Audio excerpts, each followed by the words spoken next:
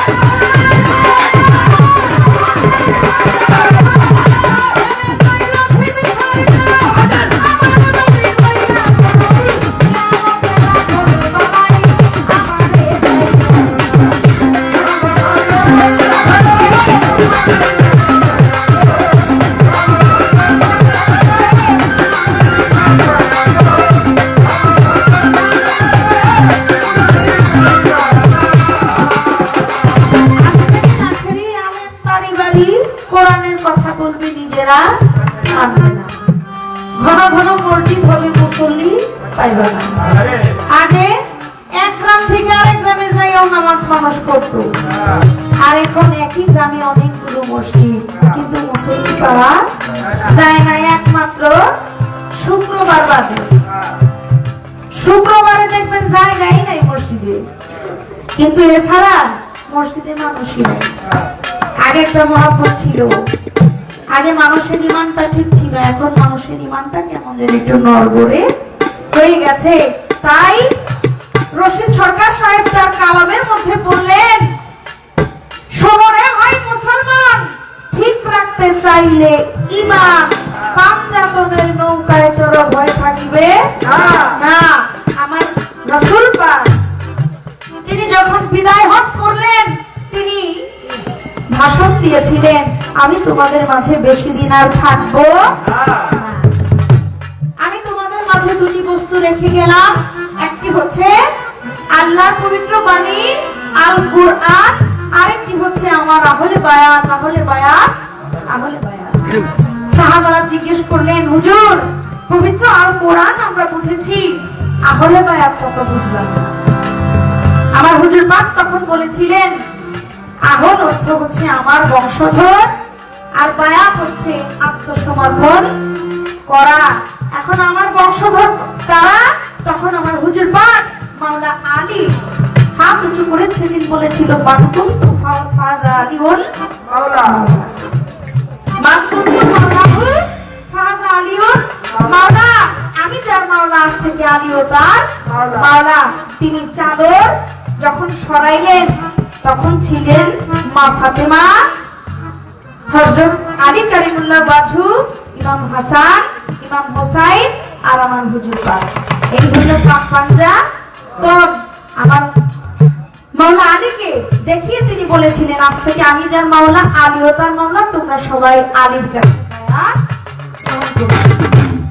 নবী তরু শাখা আলী হাসান তসরি পহেলা করি বলি 14 সিঁড়ি পর ফুটিল খাজা ওসমান হারুনি। আমার রাসূল পাক থেকে যে সিঁড়ি বাই সিঁড়ি চলে এসেছে, এখন হচ্ছে ওলি আল্লাহর জামানা। ওলি আল্লাহর কাছে গেলে পাক পাঞ্জাতনের সন্ধান পাওয়া যাবে। এই জন্য রশিদ সরকার বলেছে, পাঞ্জাতনের